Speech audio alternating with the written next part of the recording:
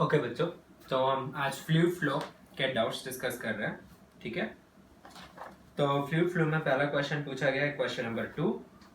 तो ये मैं क्लास इलस्ट्रेशन में ही करा चुका हूँ, जिसने भी पूछा है ये क्वेश्चन। तो क्वेश्चन नंबर 2 में बोल रहा है कि एक टैंक है और उस टैंक में h हाइट तक पानी भरा हुआ है। Yes, as I can read, a hole is made on one side of the walls at depth h। तो ये जो होल है वो यहाँ से h डेप्थ पे बनाया गया है। ये वेलोसिटी ऑफ एफ्लक्स आएगा आपके पास। ठीक है, और हमसे बोल रहा है at what distance from the foot of wall does the emerging stream of water strike the floor. So यहाँ से डिस्टेंस पूछ रहा है। Falls like this, it's a parabolic motion, so it is asking range. So this distance will be h minus h. Rest is just kinematics. So vertical motion or you say y direction motion, उसके हिसाब से जो time है, अगर यहाँ से water t equal to 0 पे आ रहा है, यहाँ t इक्वल टू t पे आ रहा है, जो t है उसकी वैल्यू आ जाएगी root of twice h minus h by g, and इसकी जो इनिशियल वेलोसिटी है जो vx का काम करेगी वो आ जाएगी अपने पास रूट ऑफ 2gh। हम ये मान रहे हैं कि area of orifice is much much smaller than area of cross section of container, क्योंकि उसकी कोई इंफॉर्मेशन नहीं दी हुई है। सो वेलोसिटी ऑफ फ्लेक्स पर यही आ जाएगा बच्चों। तो फिर क्या करेंगे आगे अपन, सिंपल है, रेंज निकालना है। रेंज होता है आपका ux into T multiply this, so root of 2gh into root of twice of h minus h by g. Solve and you will have your answer. Now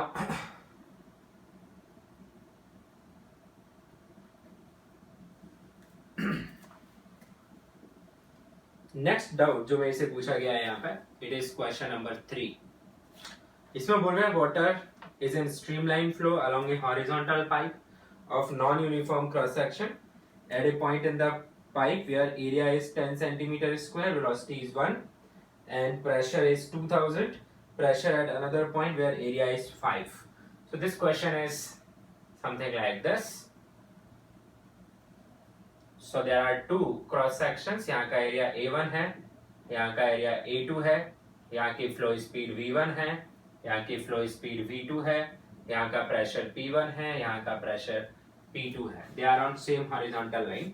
तो फ्लूइड फ्लो में जब भी pressure के साथ deal करना है आपको क्या यूज करना है, Bernoulli's equation.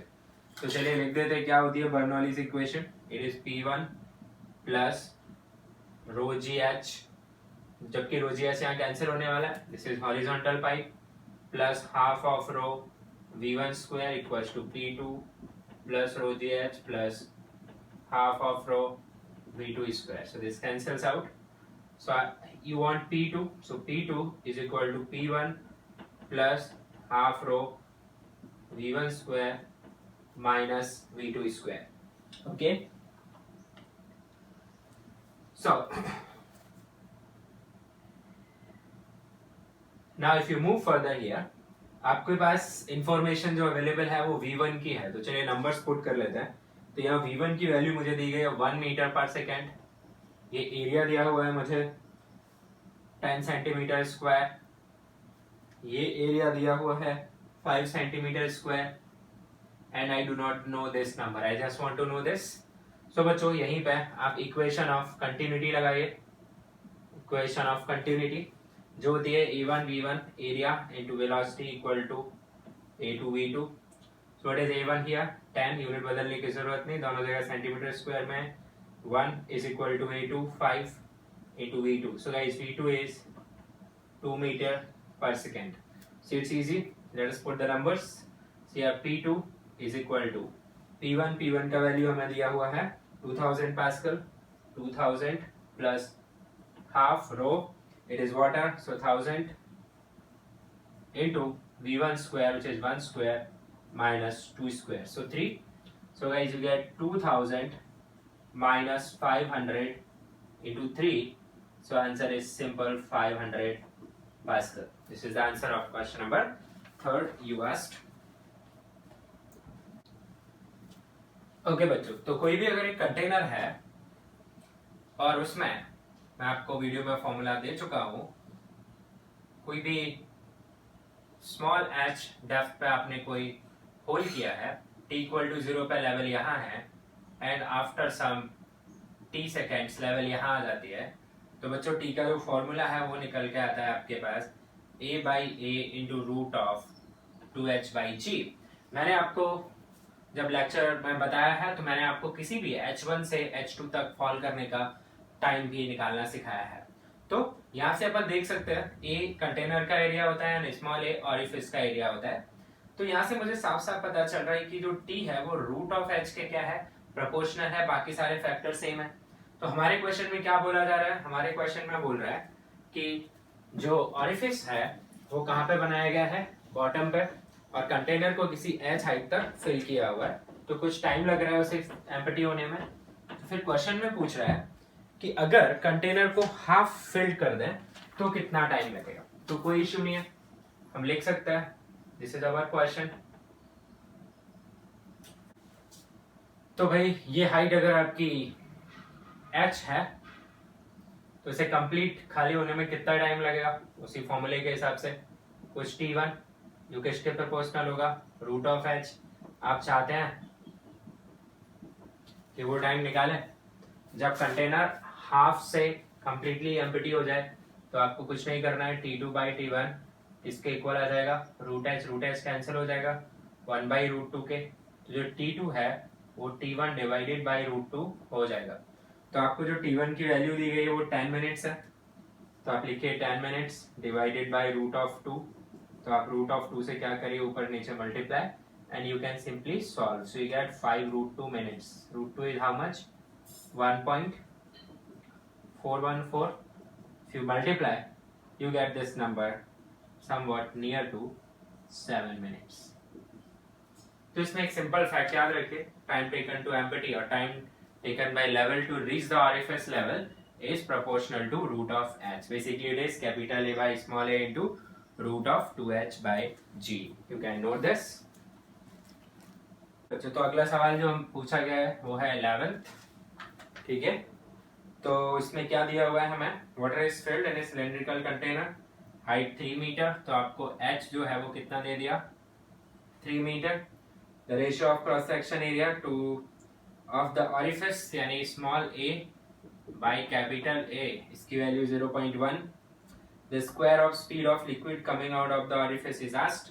So you have a cylindrical container, there is orifice and orifice is 3 metre below, ठीक है। इसमें मुझे ये नहीं बताया कि ऑरिफिस कहाँ पे है, ठीक है। तो हम मान लेंगे कि ऑरिफिस बॉटम पे ही है और कोई चॉइस नहीं है हमारे पास, so will consider orifice is at the bottom.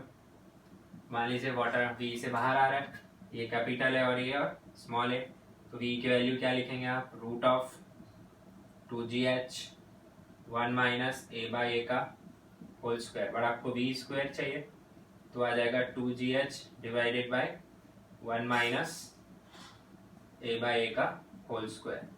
Let's check what we get this number. So VE square is equal to 2. It is saying take G as 10, H is 3, divided by 1 minus 0.1 का square. So it is 60. 1 minus 0.01, 60 divided by 0.99. Yes. So answer is almost 60. And here I cannot find any option like that, so there's some problem with this language here, okay. So answer will be this. Next question you asked is question number 16, ठीक है। 16 है, what speed velocity head of water is equal to pressure head of 40 centimeter of Hg। बच्चों ध्यान से देखिए, velocity head of water, ठीक है, और दूसरा टर्म दिया आपको प्रेशर हेड ऑफ मर्क्यूरी। तो आपको क्या करना है, रो ऑफ मर्क्यूरी, ठीक है, ये मैं आपको डेरिवेशन के टाइम पे बताया हूं। आप लिखेंगे प्रेशर हेड यानी rho of mercury into G into height जो भी मर्क्यूरी की है इज इक्वल टू, ठीक है, हाफ ऑफ रो इनटू, ये रो ऑफ वाटर आएगा क्योंकि आप वेलोसिटी हाइट किसका निकालना चाह रहे हैं, वाटर का। तो ये energy per unit volume mercury वाली हो गई, energy per unit volume pressure वाली हो गई। तो आपसे ऐसे V पूछ रहा है बेसिकली वो, तो you can solve it now. तो आपकी जो V है उसकी वैल्यू क्या आएगी, root of 2 rho of mercury by rho of water to G into H. So let's check. 2 what is rho of mercury, 13.6. Direct लिख दूं, ये 13.6 आएगा into G10 into H is given to me as 40 centimetre. आप देखिए answer किस में दिया हुआ है, मीटर में, तो आप इसे क्या लिखेंगे, 0.4। So guys, when you solve, you end up with this 13.6 into 8. Okay. So as I can see this 13.6 into 8 is more than 100 if I multiply. Okay, let's check. So you have 8 here, then you have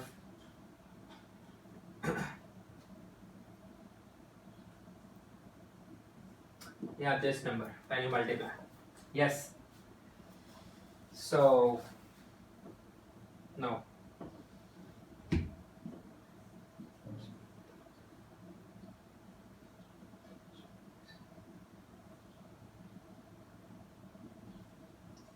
So answer will be nearly 10, okay, greater than 10. So it's roughly comes out to be 10.3. So this is what you have to do in this question. Remember, they have termed H as pressure head and V as velocity head. ठीक है, but densities are different, so you just need to equate this term to this term. Okay.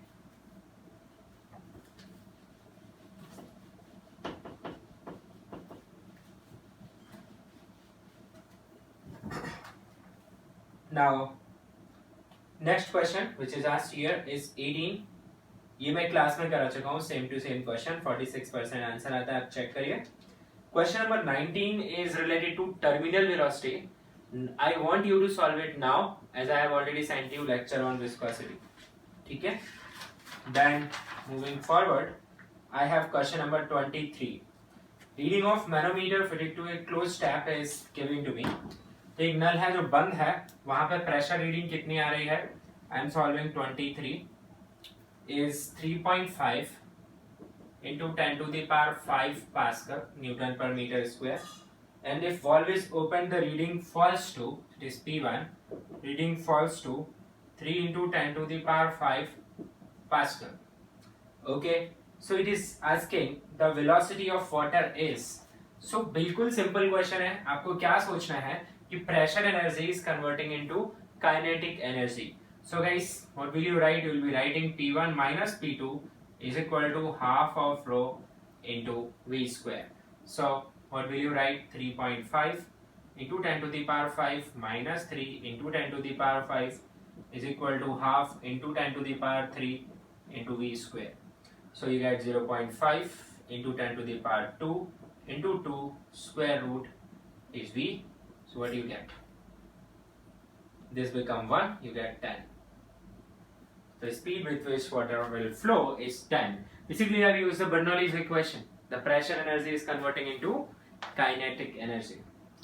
Then next, 25. The cylindrical tube of spray pump has cross section 8 centimeter. चलिए ये भी देख लेते हैं अपन।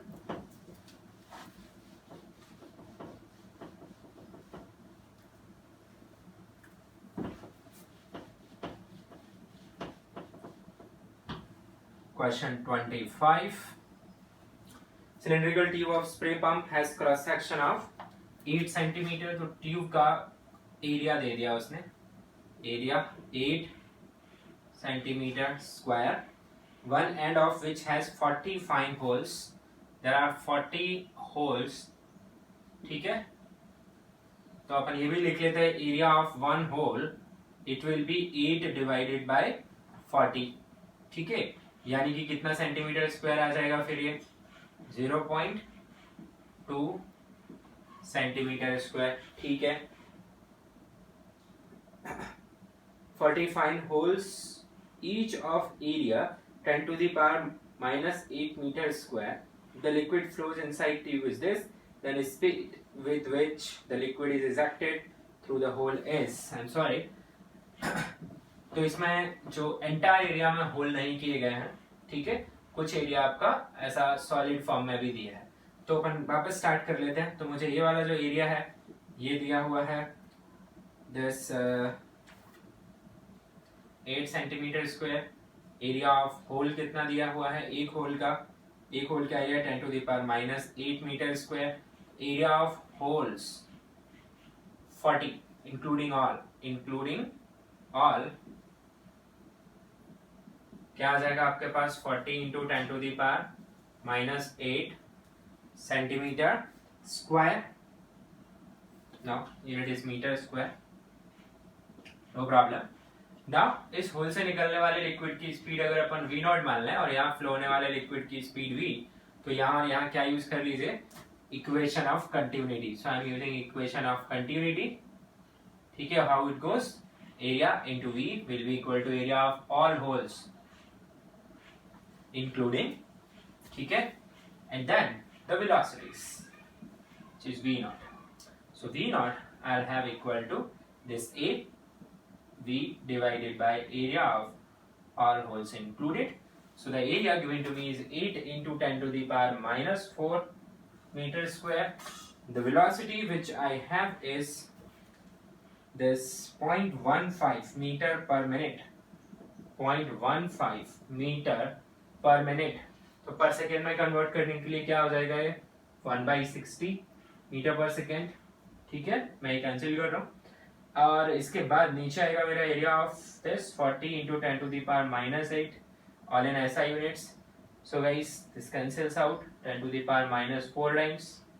Rest you have is the v nought is equal to 8 into 0.15 divided by 40 into 60 into 10 to the power 4. So 10 to the power 4, this decimal will go and it will remain 10 to the power 2. Rest, this cancels out with this number here. So you have 4, 2 is 8, 2, 3 and this is 5. So V naught you get 5 meter per second. So you use basically equation of continuity in this question. Moving forward, question 27. A hole in the bottom of a tank having water. If pressure at the bottom is 3 atm, then velocity of water flowing from hole is. Well, let's see.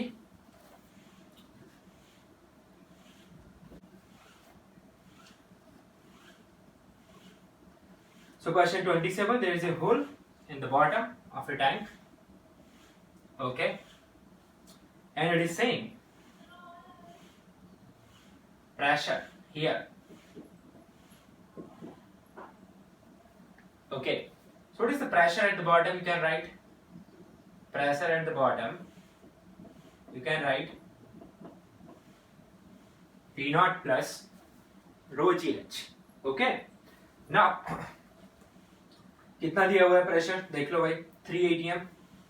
Okay, so you have this 3 atm, this is 1 atm plus rho gh. So rho gh comes out to be 2 atm. ठीक है, no problem. Now it is asking the velocity. So if there is a hole, what is the velocity of a flux? No other information I have. So approximation use करेंगे √2gh. जो h यहाँ से क्या आ जाएगा आपके पास 2 into 10 to the power 5 divided by rho g. So you'll put it there.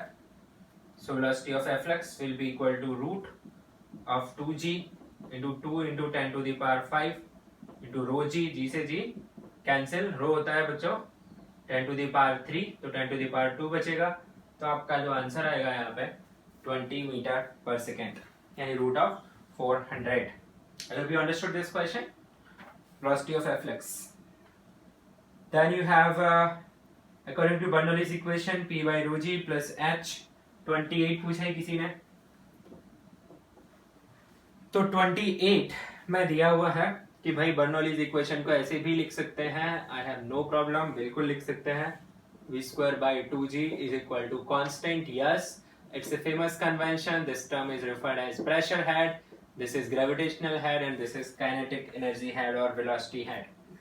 तो what's the problem in this? मैंने इसको लेक्चर में बताया हुआ है। चलिए then 30 the atomiser is based on principle. Atomiser होता है जो बार्बर शॉप पे या बार कटिंग करवाने गए हो आप, तो स्प्रिंकलर जो पानी रहता है उसको बोलते हैं एटोमाइजर। एटोमाइजर नाम कहाँ से आया है कि वो पानी को बहुत ही छोटे छोटे पार्टिकल्स में के फॉर्म में कर देता है, तो ये पुराना नाम एटोमाइजर यानी एटोमाइज कर दिया, पर हालांकि एटम्स नहीं बनते वहां पे, ठीक है, बट यस वो बहुत छोटे छोटे स्प्रिंकल्स में टूट जाता है। तो वो किस प्रिंसिपल पे काम करता है? बर्नौलीज प्रिंसिपल पे, ठीक है। अगर आपको नहीं पता है तो अभी समझ लो, वैसे मैंने एप्लीकेशन ऑफ बर्नौलीज में काफी चीजें आपको बता रखी है। चलिए 31 पूछा है फिर किसी ने। 31 इसमें क्या दिया हुआ है? Blood is flowing at rate 200 centimetre cube per second in a capillary cross section this, then the velocity. आप यूनिट्स चेक करिए कि क्या दिया हुआ है, 200 सेंटीमीटर क्यूब पर सेकेंड। तो बच्चों ये हो गई फ्लो रेट, जिसे क्या लिख दो, एरिया इनटू वेलोसिटी। अब आंसर देखो किस में दिया हुआ है इन्होंने, मिलीमीटर पर सेकेंड में चाहिए, तो कुछ नहीं आप मीटर में बदलो फिर इसे, तो 10⁻⁻⁶ मीटर क्यूब पर सेकेंड आ जाएगा, ठीक है। आपको v चाहिए, तो 200 into 10⁻⁻⁶ metre cube per second. Area को मीटर स्क्वायर में रखिए, कितना है 0.5, ठीक है। तो 1 मीटर बच जाएगा आपके पास, ये डेसिमल हटाओगे तो एक जीरो आ जाएगा यहाँ पे, 5 से 4 times we have 400 into 10⁻⁶ meter per second. So you can write it as 0.4 into 10⁻³ meter per second.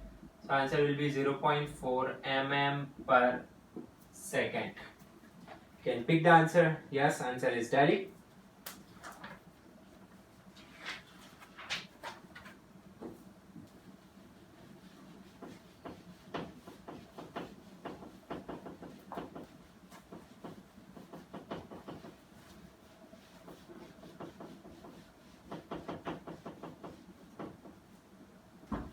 ठीक है, अगला डाउट जो पूछा जा रहा है वो है 35। Okay, question number 35। Water flows steadily through a horizontal pipe of variable cross section if pressure is P at a point where flow is V, pressure at another point where flow speed is 2V। तो बच्चों Bernoulli's लगाना है आपको सीधा सीधा, ठीक है। तो वेरिएबल वेलोसिटी है, जहां वेलोसिटी ज्यादा है वहां एरिया ऑफ क्रॉस सेक्शन क्या रहा होगा, फिर कम रहा होगा, बिल्कुल। तो यहाँ फ्लो वेलोसिटी v है, यहाँ फ्लो वेलोसिटी 2v है। इट्स ए हॉरिजॉन्टल पाइप, तो h वाला फैक्टर कैंसिल आउट हो जाएगा बर्नौली में। यहाँ पे प्रेशर p है और यहाँ के प्रेशर की बात कर रहा है वो, ठीक है भाई। P1 को P मान लो, P2 आपको फाइंड करना है। Use Bernoulli between 1 and 2, so you will be writing P1 plus half rho V1 square. मैं जानबूझ के रो जीएस का टर्म नहीं लिखा हूँ क्योंकि वो कैंसिल हो जाएगा, P2 plus half rho V2 square, है ना। पढ़ाई वढ़ाई कर रहे होंगे सब लोग, है ना। डिसिप्लिन बहुत जरूरी है अभी। चलो भाई, तो P2 चाहिए ना अपने को, P2 आ गया, P1 जिसकी value P plus half of rho V1 square minus V2 square. You can put easily half of rho V1 is V, V2 is 2V, इसका स्क्वायर करेंगे तो 4V स्क्वायर। तो आपका आंसर आ गया P minus 3/2 rho V square. This is your P2. All right. Then it is given here question number 36. Okay. So question number 36. इसमें क्या बोल रहा है? A given shaped glass tube having cross section is filled with water and mounted on a rotatable shaft. If the tube is rotated with constant angular omega, then water level in both sections goes up.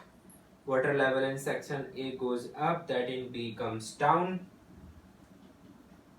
Section A comes down, and that B it goes up. Water levels remain same in both sections.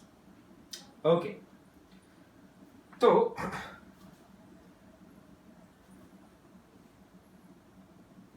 इसे जो घुमाया जा रहा है यहाँ पे, देखिए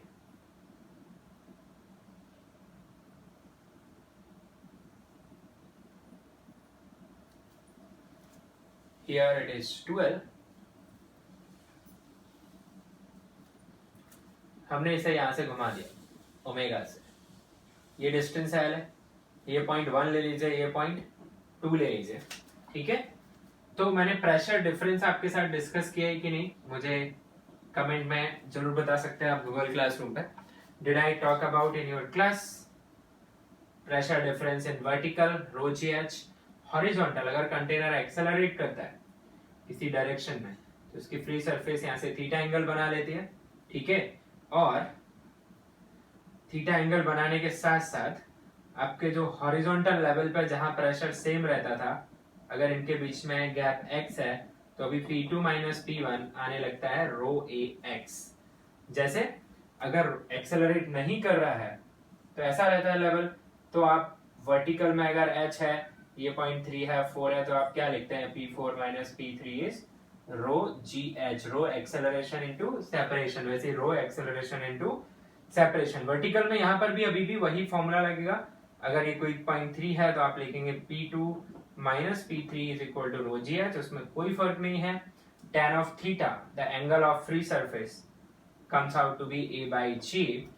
If I haven't covered, अगर मैंने आपको ये नहीं बताया है तो मुझे बता देंगे, मैं आपको लिंक भेज दूंगा इस लेक्चर की, ठीक है। सो बाय द वे ये थ्योरी है P2 minus P1 equal to rho x. अब देखो यहाँ पे तो क्या हो रहा है, घूमने की वजह से इसके पास सेंट्रीपिटल एक्सेलरेशन से इस सेक्शन में अब सब लोग अलग अलग रेडियस से घूम रहे हैं, ठीक है। अब चेक करिए,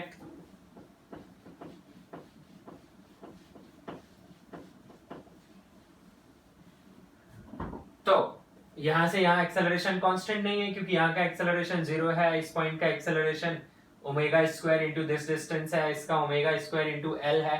तो you take the midpoint, center of mass of this part. So how you write as pressure at 2 minus pressure at 1, you write rho, acceleration you write of center. Acceleration क्या होता है ओमेगा स्क्वायर इनटू आर, तो इसकी radius कितनी हो जाएगी L/2, ठीक है, into x. What is the x? Is L. Okay, so what you have is P2 minus P1 is equal to rho omega square L square by 2. Okay, now you take here another point which is say 3. So what will you write? P3 minus P1, it will be rho omega square वहाँ 2 है, ठीक है। तो यहाँ पे omega square L ही आएगा, L/2 नहीं आएगा, और साथ में हम मल्टीप्लाई किससे कर रहे होंगे 2L से। तो ये प्रेशर डिफरेंस कितना आएगा बच्चों 2 रो omega square L square which is P3 minus P1, ठीक है। तो P3 माइनस P1 आपके पास अवेलेबल है, P2 माइनस P1 आपके पास अवेलेबल है, तो क्या आप P3 माइनस P2 निकाल सकते हैं? Why not, will be the difference of these two, 2 rho omega square L square minus rho omega square L square by 2, वो आ जाएगा 3/2 rho omega square L square. So what it says, pressure at 3 is greater than pressure at 2. So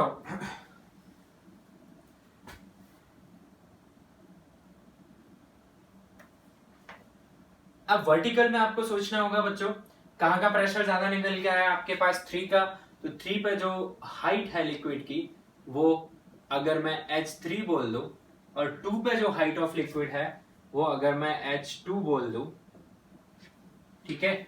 तो आप क्या लिखेंगे कि आपका जो यहाँ तो प्रेशर P0 ही रहेगा, यस बिल्कुल, P1 तो एक सिंपल एक सिंगल वैल्यू है, तो आप क्या लिखेंगे वहां पे P3 will be equal to P0 plus rho g H3, P2 P0 plus rho g H2. तो P3 minus P2 from vertical आप क्या लिख सकते हैं, P3 minus P2 आप लिख सकते हैं इनका difference which will be rho g H3 minus H2. I make this 1, I make this 2. So by 1 and 2 आप इनमें डिफरेंस निकाल सकते हैं, तो आपके पास आ जाएगा rho g H3 minus H2 is equal to 3/2 rho omega square L square. So rho cancels out and you have the difference of heights between them as 3/2 omega square L square by जी, दो to solve this question you don't need to do calculation. मैं जानबूझ के आपको करके बताया हूँ कि आपसे एग्जाम में पूछा जा सकता है कि इसे घुमा रहे हैं तो बताओ इन दोनों की लेवल में कितना डिफरेंस आएगा।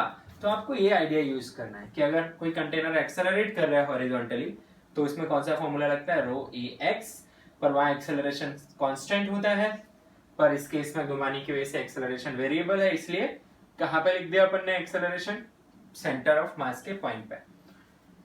So here you have. So definitely what will happen कि यहाँ की जो लेवल है वो और ऊपर जाएगी, यहाँ की भी लेवल ऊपर जाएगी, बट इन दोनों में ज्यादा ऊपर कौन सी लेवल रहेगी, विथ दिस वन, ठीक है, the one with having liquid 2L। So I check here, तो यहाँ पे आंसर आएगा water level in both sections A and B goes up. तो बच्चों मैंने चेक किया और इस क्वेश्चन का आंसर यहाँ पे गलत दिया हुआ है, इसका आंसर आगरा आएगा, water level in both goes up. मैं आपको वापस बता दूं, इस क्वेश्चन को सॉल्व करने के लिए आपको इतनी कैलकुलेशन करने की जरूरत नहीं थी, ठीक है। मैं जानबूझ के आपको ये कैलकुलेशन करके बताया हूं, in case if numerical comes in the exam then you will be able to solve. Okay, चलिए आगे बढ़ते हैं और नेक्स्ट डाउट जो पूछा गया है वो है question number 41। Okay, let's see.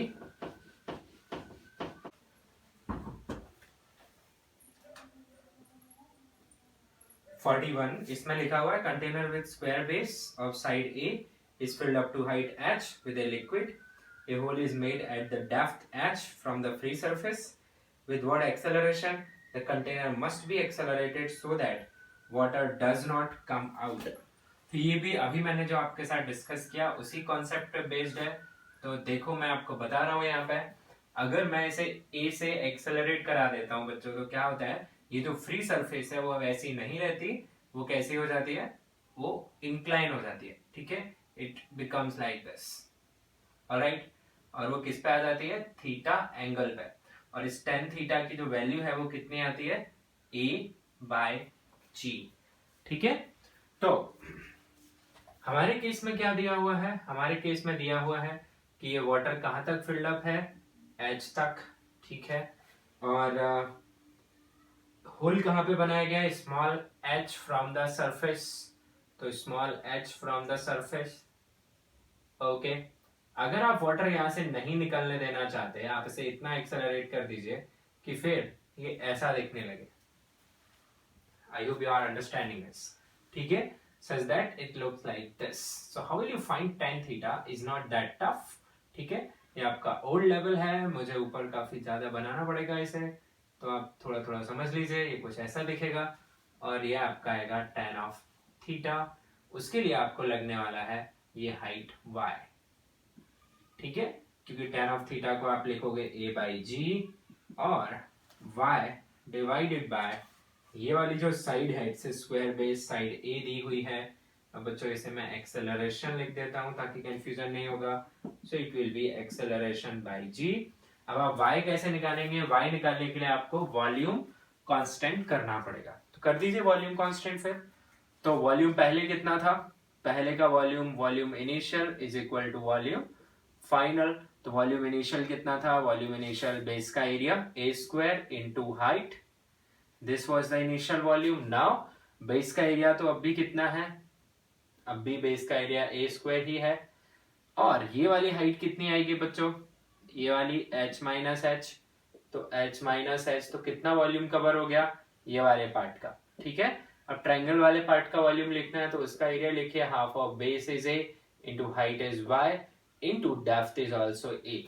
So this is the volume. So you have A square which cancels out from each term. You have h is equal to h minus h plus y by 2. So this cancels out, and guys y is nothing but twice of small h. So it solves our question here. So you will be writing acceleration is equal to g into y by a, which is 2h by a. So your answer will come out to be 2g small h divided by area.